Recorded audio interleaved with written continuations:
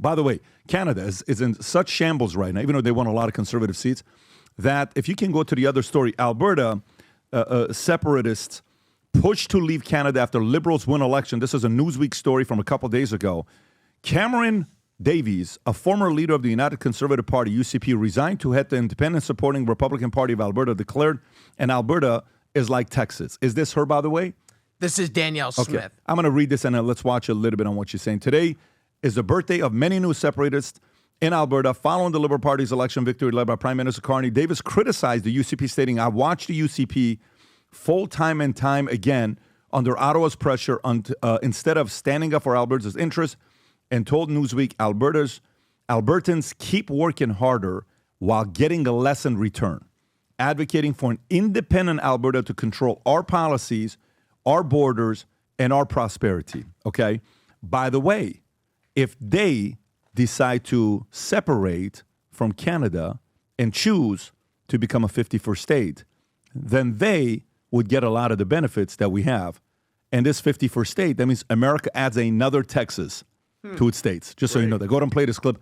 Let's watch the first 30 seconds. Alberta will be taking steps to better protect ourselves from Ottawa. As a start, I will soon appoint a special negotiating team to represent our province in negotiations with the federal government on the following reforms requested by our province. We hope this will result in a binding agreement that Albertans can have confidence in. Call it an Alberta Accord, if you will. First, Alberta requires guaranteed corridor and port access to tidewater off the Pacific, Arctic, and Atlantic coasts for the international export of Alberta oil, gas, critical minerals, and other resources in amounts supported by the free market rather than by the dictates and whims of Ottawa.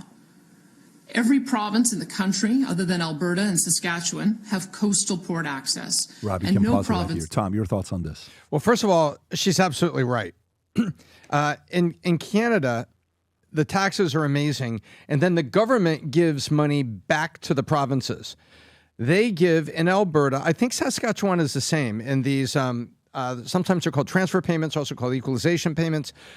Albertans get $16.95 per person in the billions that come back to Alberta, $1,695 a person, and I think Saskatchewan is the same, and Quebec, $3,159 per person. Wow. Quebec is where Montreal is, and it's where they are the most socialist. Adam was right what he said about Canada, but the dregs of socialism are in Quebec. And so when you look at Alberta wants to trade its oil and wants to make deals to trade oil, and the state kind of messes with them. Because if they allowed them to do it, you know how wealthy Alberta would be? Texas. And by the way, they also have a thriving beef industry. So what the Albertans are saying is we're on this island and we're not with the program, and they want either an Alberta Accord.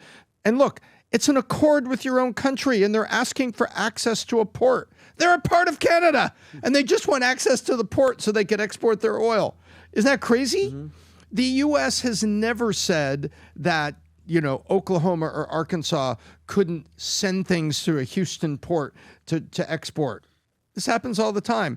And so they're talking about how fed up they are, and there you have it. Your own country won't even do things for you. Now they want an accord to level the playing field for Alberta, and they're trying to go the nice way. Meanwhile, people are signing a petition saying, why not be the 51st state? How realistic is something like that, Tom, where Alberta says, we want to be independent. We want to become the 51st state of the United States of America. What type of backlash would they get from the Canadian government? Would it be like not necessarily an act of war, but you're trying to leave, right? Well, it's not going to happen. No sovereign country in the world, absent war, is going to give up any property. Because, I was going to say, because then the United States is going to put a base there. But it shows you how blindingly pissed off the people are. Oh, of course they are. And it impacts what they call their Midwest, which is Saskatchewan, Manitoba, Alberta, and then you have... this is but I don't know about you, Pat. You probably more than all of us, but I got 3 Manex just this morning about people furious about what's happening in Canada and giving solutions and what they should do. And I got a message from a guy named Lewis today. He's just like, bro, it's insane why they keep doing it. 3 of them, and at 8 o'clock in the morning. Next week is Armed Forces Day, and we're celebrating folks who were in the military. I was in the Army.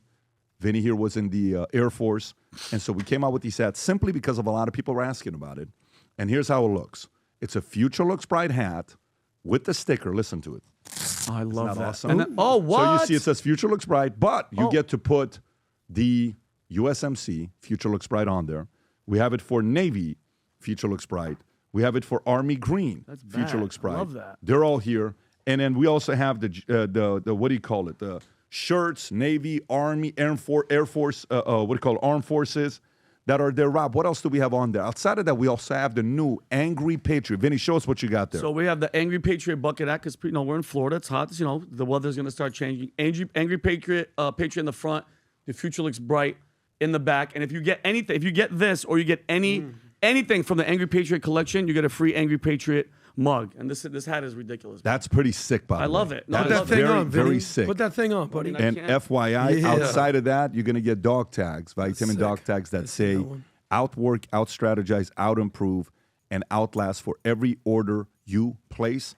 But more importantly, we just want to say thank you to your service for everyone that served. I got a call from a guy yesterday telling me, he says, Pat, I'm out of the country in Europe. I'm wearing my Future Looks Bright hat. I'm poolside. And he says, one by one, everybody would look at me and they would say, hey, I know that. I know who that is. The community is getting bigger and bigger. Hell yeah. We want millions of people. It starts off with the first million. We want 1 million people wearing the Future Looks Bright gear. If you're somebody that loves this brand and you're optimistic about the future, go sport this Future Looks Bright. And if you know somebody that's a vet who watches the podcast, watches Valuetainment, get them this as a gift and send it to them. They'll be very happy that you did that. If you enjoyed this video, you want to watch more videos like this, click here. And if you want to watch the entire podcast, click here.